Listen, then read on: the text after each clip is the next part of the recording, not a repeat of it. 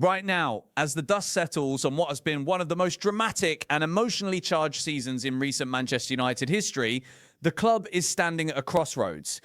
The final whistle has not even blown on the 2025 to 2026 Premier League campaign, and already the information flooding in from all corners of the football world tells a very clear story. Manchester United are preparing for something big, something serious, something that will define the next chapter of this football club. In the last 24 hours alone, the volume of movement surrounding Old Trafford has been staggering. Transfer targets are emerging from multiple positions. Key players are departing. Club legends are saying goodbye. And the squad rebuild that everyone has been anticipating is now visibly beginning to take shape right in front of our eyes. There is a lot to get through today, so let us not waste a single second. We are going to go through every major development piece by piece, clearly separating what is confirmed from what remains a rumour, and making sure that by the end of this video, you have a full and honest picture of exactly where Manchester United stand heading into the summer of 2026. Before we dive deeper, I want you to understand the scale of what is happening here. Manchester United have secured a third-place Premier League finish this season. They are heading into the Champions League next year. That context is everything. Because entering European football at the highest level with the same squad issues that have held this club back would be a catastrophic mistake. The summer window is not optional. It is not about fine-tuning. It is about transformation. The names coming out of Old Trafford today, the departures and the arrivals being discussed, tell us that the people running this football club understand the moment they are in. If you want serious, in-depth analysis of Manchester United without the noise, without the clickbait, and without the exaggeration, then hit that subscribe button right now. This channel, Adam United Analyst, is where you come for the full picture. Let us get into it. Goalkeeper crisis and rebuild. 3 movements in one day. Let us start at the back, because what is happening in the goalkeeper department is nothing short of a full reset. The situation is absolutely clear. Onana Bayindir is set to leave Manchester United this summer, and Andre Onana, who has been out on loan at Trabzonspor, has reportedly been placed on the transfer list following that spell. Both goalkeepers are expected to depart as the club prepares for a major squad overhaul. Read that again carefully. Both goalkeepers gone at the same time. My analysis on this is straightforward. Manchester United cannot go into a Champions League season without genuine quality and certainty between the posts. The experiment with Onana ran its course. His loan move to Trabzonspor was already a signal that the relationship was likely over, and Bayindir, while a professional and a dependable squad player, was never the long-term answer at a club with these ambitions. The decision to move both on simultaneously is a bold one, but it is the right one. You cannot rebuild half a house and expect it to stand. Now, connected to this goalkeeper situation comes a very interesting piece of news that adds important context. Tom Heaton, the third-choice goalkeeper, is set to sign a new contract at Manchester United, and his presence is described as vital for next season. The former England international is also valued in the dressing room as a leader. He has taken 23-year-old Belgian goalkeeper Senny Lammens under his wing, mentoring him through his first Premier League campaign. My analysis here adds real depth to this story. Heaton staying is not about him being the #1 goalkeeper. It is about institutional knowledge. It is about dressing room stability. When you are bringing in a new primary goalkeeper and potentially a new backup, having Heaton in the building is like having an experienced navigator on a ship with a new captain. Lammens is young and developing. Having Heaton mentor him while the club brings in new quality above them is smart squad management. This is the kind of detail that often gets missed in transfer coverage, but it matters enormously for the culture inside a changing room. Casemiro says goodbye. This one is significant and it deserves its own moment. Casemiro has delivered what can only be described as a farewell statement. He expressed that the Manchester United shirt was never his to keep, that it belongs to those who came before and those who will come next. He said his time is over, but the shirt lives on. During the 3-2 victory over Nottingham Forest, in the 81st minute, Casemiro bid farewell to Old Trafford and was replaced by Mason Mount for the final 10 minutes of the match. My analysis is this: that substitution was not tactical, that was ceremonial. Michael Carrick and the Manchester United staff gave Casemiro his goodbye moment in front of the Old Trafford crowd, and the Brazilian midfielder, who has given so much to this club, responded with class and dignity. The statement he released afterwards confirms it. His chapter at Old Trafford is closing. The situation is that Manchester United are losing an experienced, decorated midfielder who was a Real Madrid Champions League winner. His time at Old Trafford had its turbulent moments, but his departure marks yet another changing of the guard. As the club reshapes its midfield for next season, the vacancy Casemiro leaves is real, and you will see very shortly why the transfer targets emerging in midfield make complete sense in that context. Elliot Anderson, the #1 midfield priority. Now let us talk about what many are calling the most urgent business of this summer window. Manchester United have held direct talks with Elliot Anderson and his representatives in the last 24 hours, with the midfielder emerging as a serious target. Nottingham Forest are said to be open to a sale, but would demand around £80 million. There is also interest from Manchester City, Arsenal and Chelsea. That is the confirmed information. Direct talks, real interest. But let's be honest, at this moment, this remains a rumour in terms of a completed deal. No transfer has been confirmed. No agreement has been reached. What is confirmed is the level of intent from Manchester United and the level of competition they face. Now, let us add the broader context. Gary Neville has spoken publicly about Elliot Anderson and Manchester United. He said, and I want to be precise here, that Manchester United need players who are either very young and hungry to grow or Premier League ready. He described Anderson as someone who looks forward and contributes. He pointed to Anderson's crossing ability and his capacity to punch passes through the lines as qualities United desperately need in central midfield. He described Anderson as an outstanding candidate to come to Manchester United. My analysis on Gary Neville's comments is important. Neville is not a man who wastes words on transfer gossip. When he speaks specifically and with that level of detail about a player in relation to Manchester United, it reflects a genuine belief in the fit. His criticism of what he calls crab-like midfield play, players who pass sideways and backwards constantly, tells you everything about the profile of player Manchester United have been missing. Anderson, based on what Neville describes, is the antidote to that problem. There has also been an analytical piece circulating that makes the case even more forcefully. The argument is that if Manchester United truly believe Anderson is the player who elevates them from a top-4 outfit to genuine title challengers in the years ahead, then missing out is simply not an option. The piece acknowledges that budgets are important, especially under the Ineos ownership model. It recognises that United need multiple recruits this summer and cannot allocate their entire budget to one player. But the conclusion is unambiguous. Winning costs, the best players cost.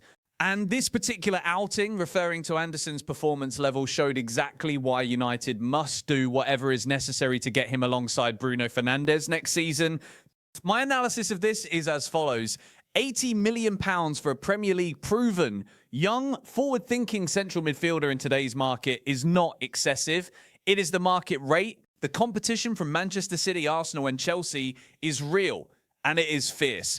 Manchester United do not have the luxury of moving slowly on this one. The direct talks that have already taken place suggest the club understands the urgency. Whether they follow through is the question that will define a large part of their summer. Sandro Tonali, the Italian connection linked to the midfield rebuild, is a separate and equally significant development. Manchester United have reportedly been given the green light to sign Sandro Tonali, with Newcastle open to selling the Italian midfielder this summer. Tonali is valued at around £87 million. Manchester United and Manchester City are considered the most likely destinations. This is a rumour, no talks confirmed, no deal agreed, but the green light from Newcastle is a meaningful development in itself. My analysis here is layered. Tonali is a completely different profile to Elliot Anderson. Anderson brings energy, forward running, and direct ball progression. Tonali brings deep midfield control, defensive discipline, and experience at the highest level of Italian and now English football. If Manchester United were to pursue both, you would be looking at the construction of a genuinely balanced and complementary midfield unit. However, the combined price tag of over £160 million for two midfielders would require serious financial commitment. The reality for the club is that they must prioritise. And the intelligence so far suggests Anderson is the primary target, with Tonali representing a secondary or alternative option. Ousmane Diomande, solving the defensive problem, moving to defence. Manchester United are keen on Sporting CP defender Ousmane Diomande and have scouted him multiple times this season. Despite an €80 million release clause, Sporting may accept around €40 to €50 million for the defender. This is important news from a financial perspective. The fact that Sporting may negotiate below the release clause creates a realistic pathway for this deal. My analysis is that the defensive position has been a structural concern for Manchester United for several seasons. The scouting of Diomande multiple times throughout the campaign is not casual interest. That is serious, methodical evaluation. The potential gap between the release clause and the actual negotiated fee, potentially 30 to 40 million euros less than the listed price, makes this one of the more financially attractive options on the board this summer. If Diomande has passed the scouting tests, and the evidence suggests he has, then this deal has genuine legs. Benjamin Sesko, a debut season that silenced the critics. Let us now shift to the player who, above almost everyone else at Manchester United this season, has completely changed the narrative around his transfer. The situation is as follows. Benjamin Sesko will miss the final game of the season, the away trip to Brighton, due to a shin injury he aggravated against Liverpool. He is still not 100% fit, and the club have made the decision to allow him to rest and recover. With a third-place finish already secured, there is simply no need to risk him further. Michael Carrick confirmed before the Nottingham Forest match that Sesko was still not fully fit. With Slovenia failing to qualify for the World Cup, his next appearance in competitive football will likely come during pre-season. But here is the story that deserves the spotlight. Sesko joined Manchester United for £66 million from RB Leipzig last summer. He was, remarkably, voted the worst signing by agents ahead of the season. Rio Ferdinand set him a target of 10 goals. He has surpassed that target. As the season closes, Sesko stands as Manchester United's top scorer across all competitions with 12 goals, and he achieved that without always being a regular starter. My analysis on this is clear and unambiguous. 12 goals in a debut season for a player who was publicly dismissed before he had even played a game is a statement. Not just a personal statement from Sesko, but a statement about the quality of the scouting and recruitment that brought him to Old Trafford. The context of him not always starting makes those 12 goals even more impressive. This is a player who contributed despite uncertainty around his role. Heading into 2026 to 27 with another pre-season behind him and likely more consistent starts available. The expectation should be that Sesko builds significantly on this foundation. The fact that Matheus Cunha and Brian Mbeumo both also scored 10 or more goals in their debut seasons, making all three new forward signings double-figure scorers, is a recruitment story that this club should be proud of. It has been noted that these three players became only the second trio in Premier League history to each score 10 or more goals in their debut season for a club. That is a historic achievement. And the Bayindir, the winger, being watched there is also a winger situation worth noting. Manchester United have closely monitored Real Sociedad's Ander Bayindir throughout this season and are impressed by his displays in Spain. The 23-year-old has registered 3 goals and 3 assists in La Liga this season. However, his long-term contract means any potential deal could be expensive. My analysis here is measured. 3 goals and 3 assists is not extraordinary output. But the monitoring of a player across an entire season suggests United are assessing him as a long-term project, not an immediate first-team addition. His age, 23, and the interest from the club are worth tracking as the window develops. Christos Solis, an interesting winger option. There is also noise around a winger from Club Brugge. Christos Solis, a 24-year-old, has attracted interest from Aston Villa, Manchester United and Juventus. Club Brugge are demanding a club record fee, with any deal needing to exceed 36 million euros. This is a rumour. There is no confirmation of advanced talks or concrete offers, but the presence of Manchester United among the interested clubs is worth noting as the window begins to take shape. My analysis is brief on this one because the facts are limited. Chelsea is a young winger at a competitive price point by Premier League standards. Whether Manchester United pursue this alongside or instead of other winger options remains to be seen. At this stage, it is simply a name to watch. Mason Mount, one more chance to get it right. The Mason Mount story is one of the most complex and emotionally layered at Manchester United right now. The reality for the player is straightforward but painful. Mount has had an underwhelming time at Manchester United since his £55 million move from Chelsea. However, this season he has scored 3 Premier League goals, which is actually his best return in a single campaign since joining the club. Last week, he was described as terrible against Sunderland, but against Nottingham Forest, he delivered a cameo that offered genuine hope. Coming on in the 81st minute to replace the departing Casemiro, Mount played for approximately 10 minutes and earned a 7 out of 10 rating from SofaScore. The statistical breakdown of that cameo is striking. 100% pass accuracy, 100% dribbles completed, 100% duels won. Every single action he completed successfully. My analysis is this. 10 minutes in an open, free-flowing match is not a sample size on which to make definitive conclusions, but it is a glimpse. And what it shows is that when Mount is available and the game suits his qualities, he can still be effective at this level. The problem has never been Mount's ability. The problem has been his availability. The situation is that it seems likely Mount will remain at Manchester United into 2026 to 27.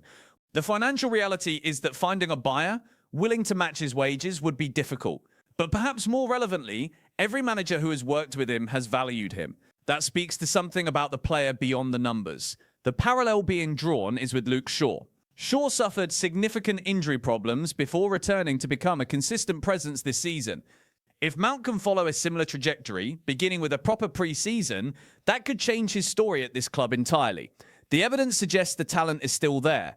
The question has always been fitness. The Mbeumo handball controversy, ref watch verdict, one moment from the Nottingham Forest match generated significant controversy and deserves analysis. Manchester United's second goal, scored in the 3-2 victory, was the subject of debate after the ball struck the arm of Bryan Mbeumo in the build-up. Former Premier League referee Dermot Gallagher appeared on Sky Sports Ref Watch and delivered his verdict. His conclusion was direct. VAR has done everything they can. The goal stood. My analysis on this is simple. The job of officials, including those operating the VAR system, is to apply the laws of the game as written. Dermot Gallagher, a man with decades of experience inside the game as both a referee and an analyst, has concluded that the correct process was followed and the correct decision was made. When you have the most experienced voices in officiating analysis confirming the process was sound, the controversy should end there. The political moment inside Old Trafford. There was also an unusual incident inside Old Trafford on Sunday that drew attention for different reasons entirely. A fan positioned in front of the press box held up a message related to immigration, visible to the director's box where Sir Jim Ratcliffe was sitting yards away. The fan was approached by a steward and briefly taken into the concourse. Other supporters nearby made complaints. After approximately 5 minutes, the fan was allowed to return to their seat, which was greeted with applause from those in the surrounding area.